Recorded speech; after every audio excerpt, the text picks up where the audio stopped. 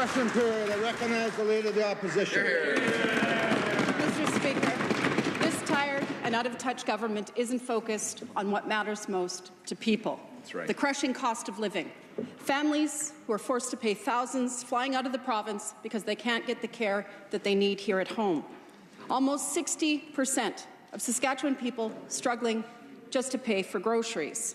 And, Mr. Speaker, that poll that the member for Lloydminster quoted, well, Mr. Speaker, that poll shows that the cost of living is the #1 issue for Saskatchewan families. Right. Why won't the Premier finally act and suspend the fuel tax to give families a break? Hear, hear. Recognize the Premier.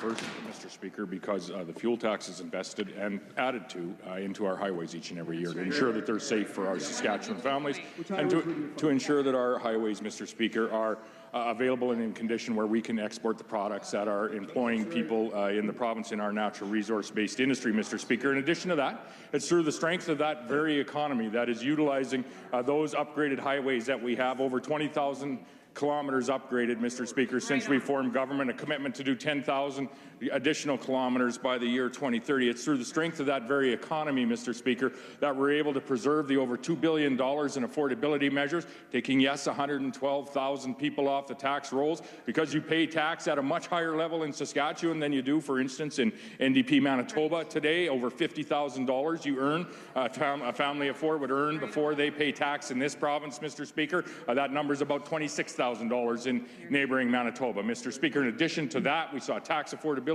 checks go out just over a year ago, Mr. Speaker, and this year, Saskatchewan residents will not be paying the carbon tax on their home heating, electricity, or natural gas, Mr. Speaker, unlike anywhere else in the nation.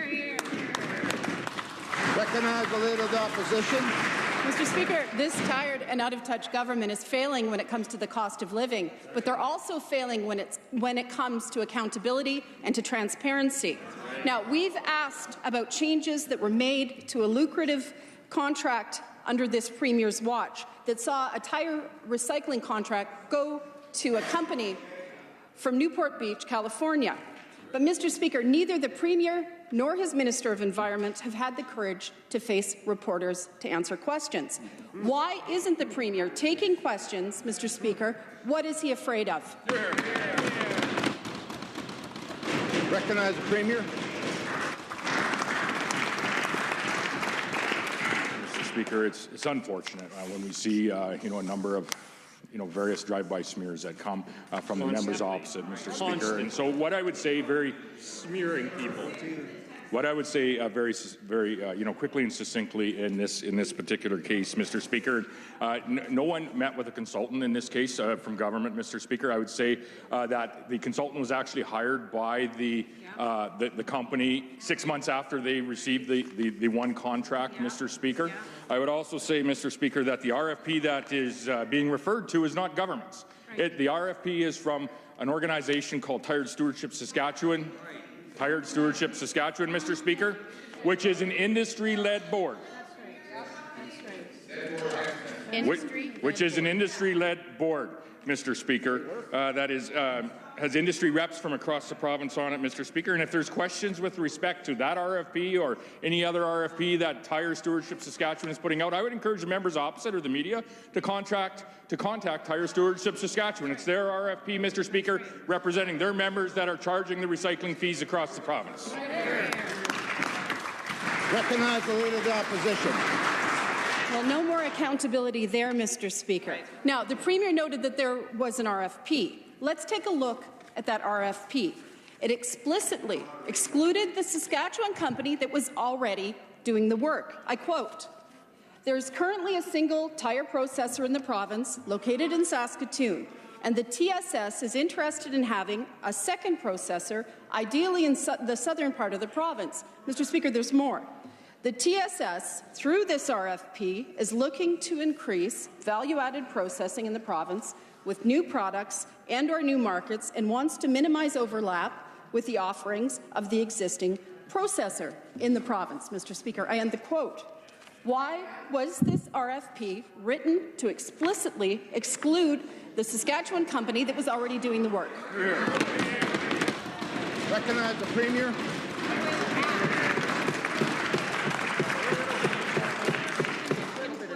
As was acknowledged in the Leader of the Opposition's question, Mr. Speaker, this is Tired Stewardship Saskatchewan's RFP. That question needs to be directed at Tired Stewardship Saskatchewan.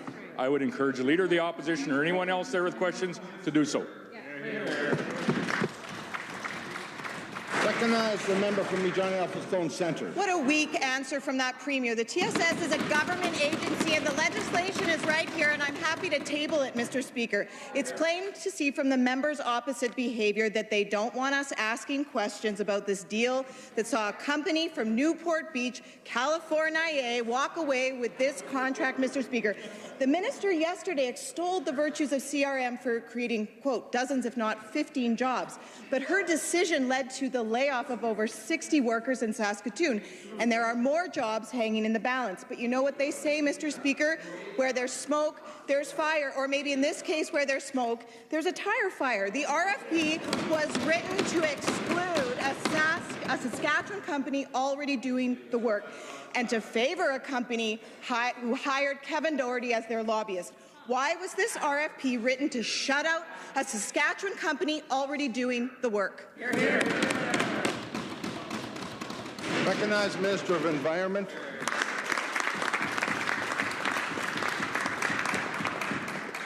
I dismiss the entire question and premise of the question coming from the member opposite. It is wrong on many levels. The Tire Stewardship of Saskatchewan is an independent, industry-led organization that manages tire recycling in the province.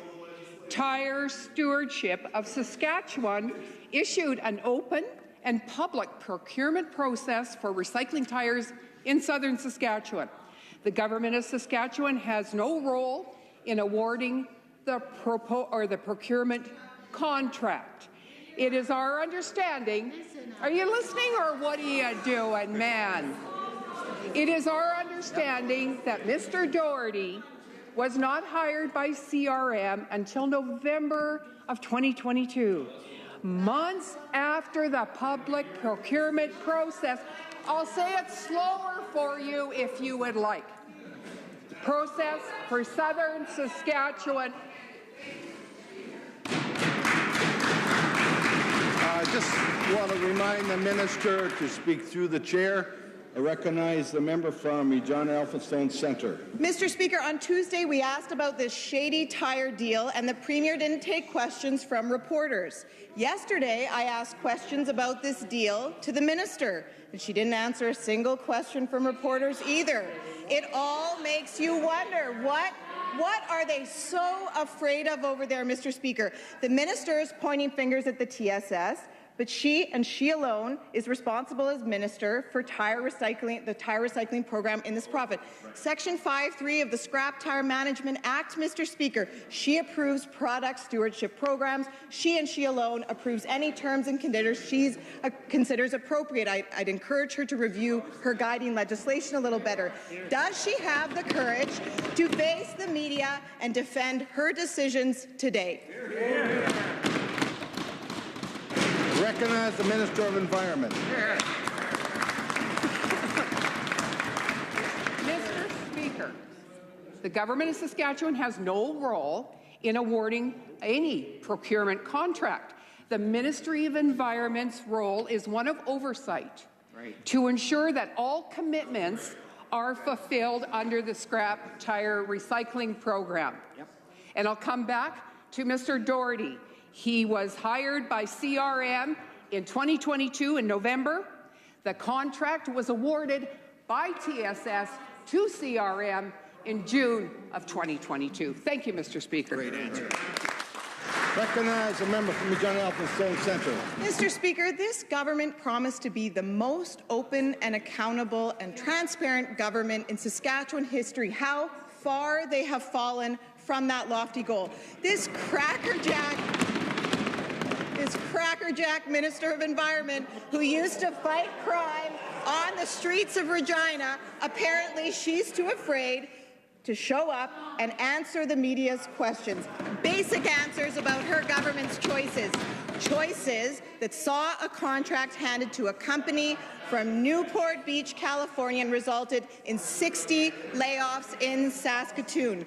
Will the minister have the courage to face the media later this morning, yes or no?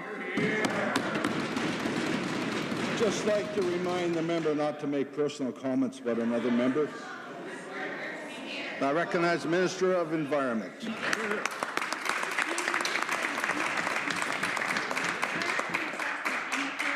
Mr. Speaker, I did speak to the media yesterday afternoon for the members' information. Right.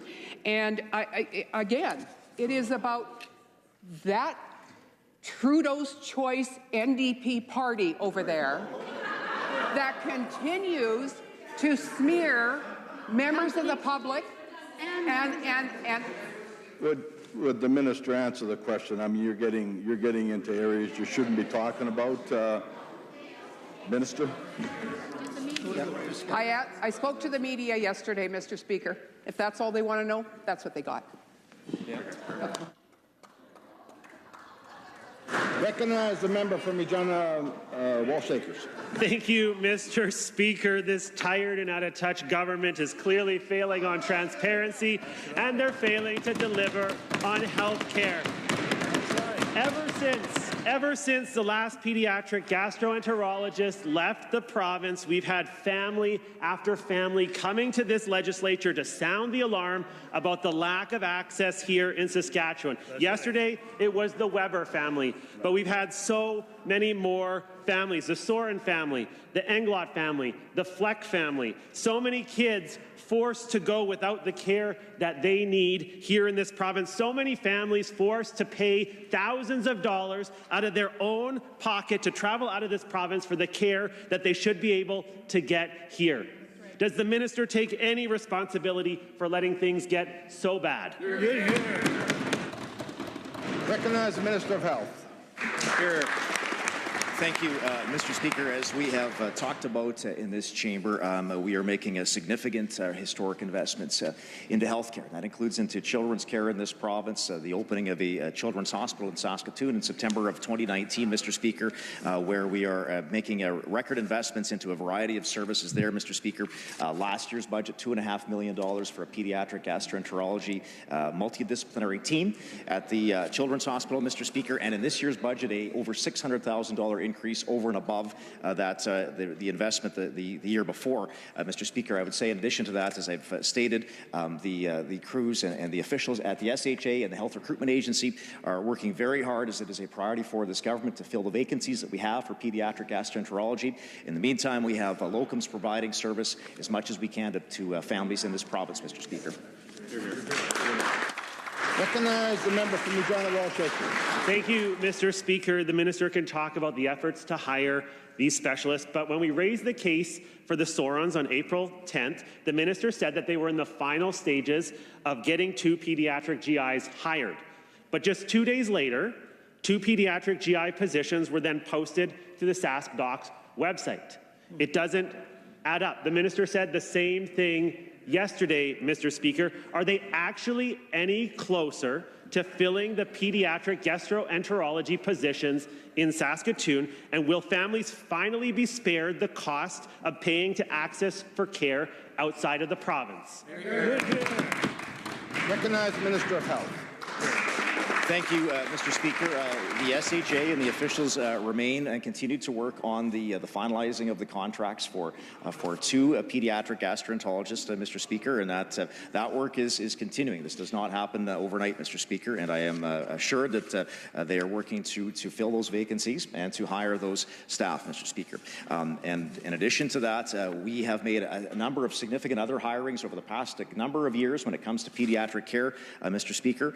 In January, a pediatric neurologist was hired for Saskatchewan. In December, a pediatric psychiatrist was hired here in Saskatchewan, Mr. Speaker. November, a pediatric oncologist hired to work here in Saskatchewan, Mr. Speaker. October, a pediatric emergency department physician was hired, Mr. Speaker. Those are just some of the recent hirings for pediatric care that have been accomplished here in our province, and we're going to continue to hire those staff so that we can provide that care here in our province, Mr. Speaker. Recognize the member for Regina Walsh. Thank you, Mr. Speaker. Yes, the government continues to hire, but pediatric specialists continue to leave this province at a worse rate. This government is failing to recruit and retain pediatric specialists, and the Children's Hospital can't see our sick kids. Let's talk about the vacancies that we're still experiencing, Mr. Speaker. Pediatric emergency medicine, pediatric allergists, pediatric neurologists, pediatric respirologists, and the list goes on and on.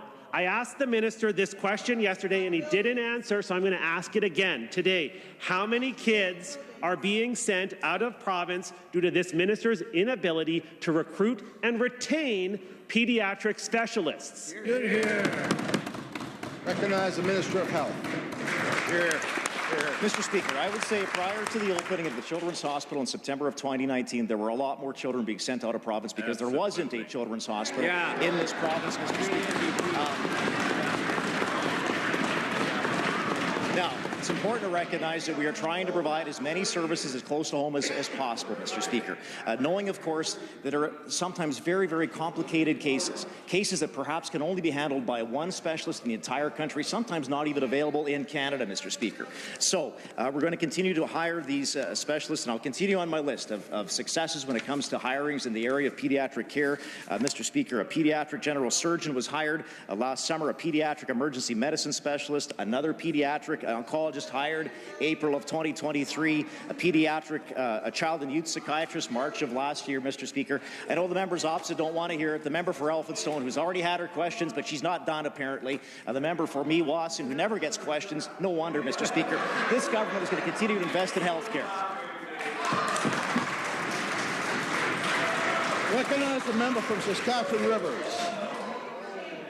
Mr. Speaker, in documents published by the government last fall, they project their net zero decarbonizing transition of our energy grid will cost taxpayers upward of $57 billion. This is just a projection, Mr. Speaker. I shouldn't have to remind this government that all their capital projects run over budget. The Prince Albert Hospital, being a prime example, currently 3 times over budget. After they are done decarbonizing our province, SaskPower is openly projecting power bills will increase by approximately 175%. So after spending tens of billions of tax dollars to radically transform our energy grid, and as a reward, taxpayers can expect their power bill to almost triple? Mr. Speaker, how can the government defend such a ridiculous plan? Recognize the Minister of Crown Investments Corporation.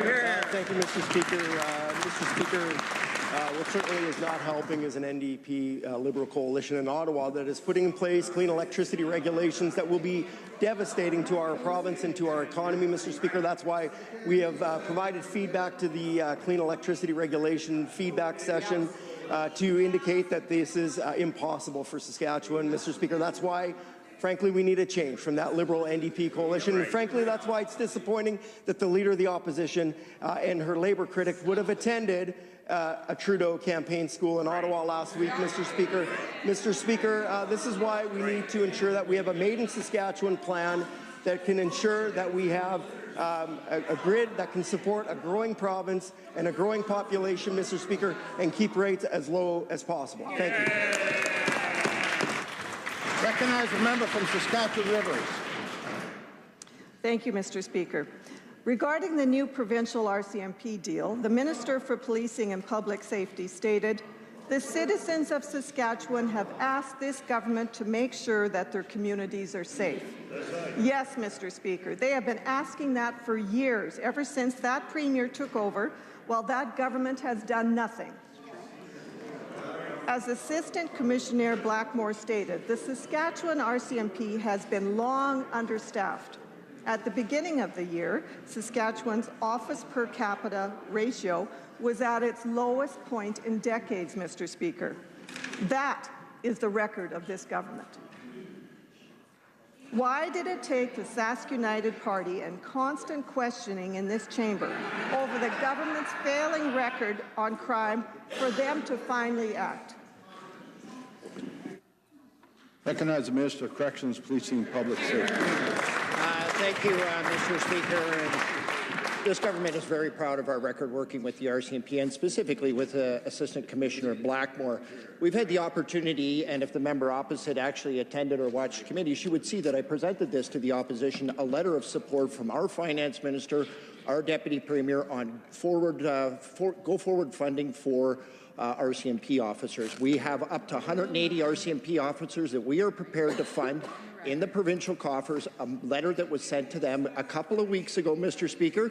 We are waiting on the federal commitment to be able to make sure that they pay their half to be able to fund the RCMPs that are in Saskatchewan. Until that point, Mr. Speaker, we have our other specialized teams that are working around the clock to make sure that our communities are safe. Thank you, Mr. Speaker. Recognize the member from Saskatchewan Rivers. Mr. Speaker, if the government needs a reminder, it was Sask United that forced action on parental rights as well. After their embarrassment in Lumsden Morris, the government indicated they were finally going to listen to parents. We told the government to introduce pro-parental rights policies, and they did, even though it didn't go far enough. We told them to evoke the notwithstanding clause. They did. When the dust settled and the Premier was asked how was he going to enforce these parental rights, he said he had no clue how it was going to be enforced. And it wasn't up to his government, and he passed the buck to the school boards. Smoke and mirrors once again. It's always the case with this government, Mr. Speaker. Plenty of talk and no action. How can this government say they are defending parental rights when they won't even uphold the parental rights legislation they passed? Recognize the Minister of Education. Thank you, Mr. Speaker. Mr. Speaker, it was this government that brought in Bill 137 to this House in the fall, Mr. Speaker. That is provincial law now. It is something that we stand behind. You cannot put a price on defending parental rights in this province compared to the NDP, who would repeal Bill 137 and take away the rights of parents to be involved in their children's lives.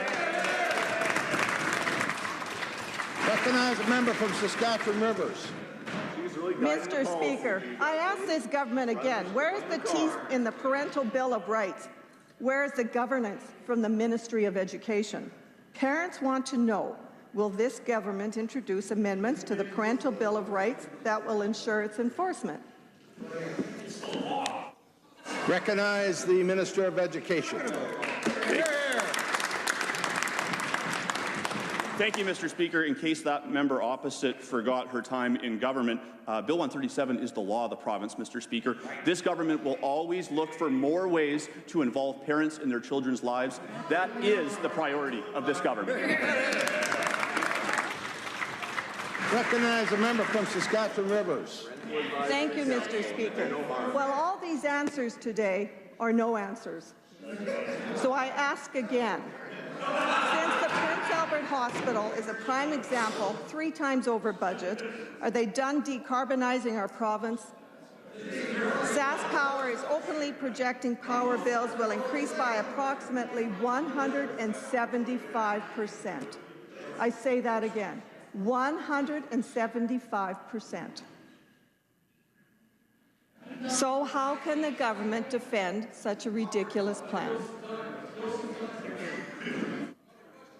Recognize Minister of Crown Investments Corporation. Thank you very much, Mr. Speaker. Mr. Speaker, I certainly always enjoy the phone a friend section of question period. Mr. Speaker, I'll just say that the Chinook Power Plant in Swift Current came in under budget and on time, Mr. Speaker. We're expecting the same for Great Plains and Moose Jaw, Mr. Speaker, and we were pleased to announce the Aspen project is going to go forward to ensure that we have baseload power, reliable power for a growing province. Thank you, Mr. Speaker.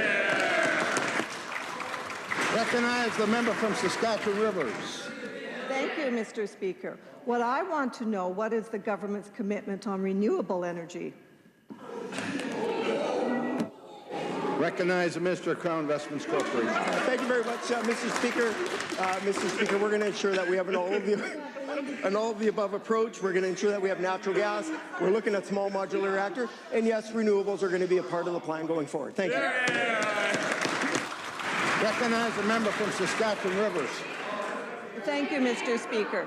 I'd also like to know if the government of Saskatchewan is going to shut down coal and how soon. Recognize the Minister of Crown Investments Corporation. Well, thank you very much, Mr. Speaker. Mr. Speaker, we'll certainly be looking to ensure that we can run coal as long as possible, Mr. Speaker, and that'll be easier the minute that we get rid of an NDP Liberal coalition in Ottawa. Recognize the member from Saskatchewan Rivers. I think the people of Saskatchewan would like to know when you are going to shut it down. When are you going to shut down coal production? Recognize the Minister of Crown Investments Corporation. Thank you, Mr. Speaker. Mr. Speaker, it's unfortunate that a Liberal NDP coalition in Ottawa has gotten us to this point, Mr. Speaker. We're going to run it as long as we can.